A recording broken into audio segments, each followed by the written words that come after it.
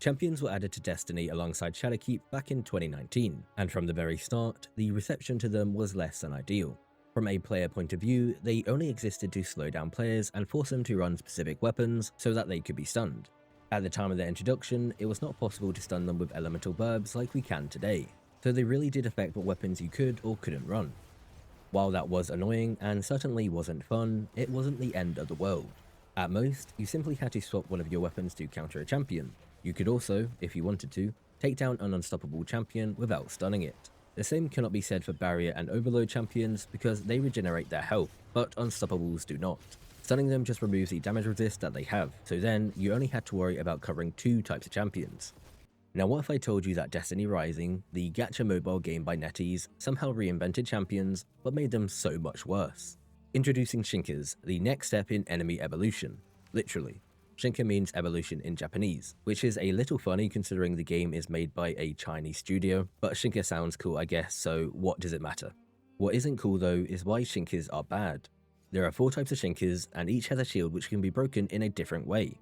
In a fashion similar to Destiny, you have to use specific weapons to break these specific shields. But what you first need to know is that there are 4 categories that weapons fall under: Rapid Fire, Spread, Piercing, and Impact, which is the same number as there are Shinkas. Do you see where we're going with this? Each type of Shinka can have their shield broken by a specific type of weapon in a specific type of way. This doesn't mean that you can't, for example, break a Spread Shinka with a Rapid Fire weapon, but it'll be much harder as weapons deal reduced damage to the Shinka that they do not match up to. The fact that it is possible though does make Shinkas at their base better than champions.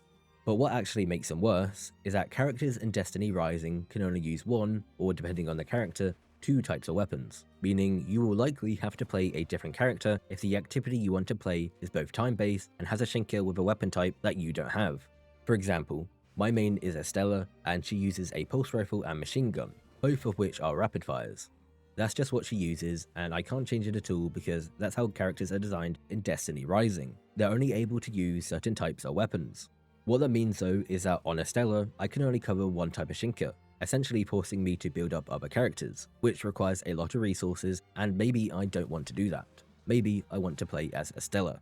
If you thought that Destiny 2 champions were bad because you had to run a weapon you didn't want to run, Destiny Rising Shinkas are so much worse because you have to run essentially an entirely different character, which you may or may not have built, and if you don't have them built, then you need to do that before you can use them, which takes time and many resources. It's not like infusing a weapon up to max power, it is so much more. But it's not the end of the world, it's just something I really dislike, especially as a solo player.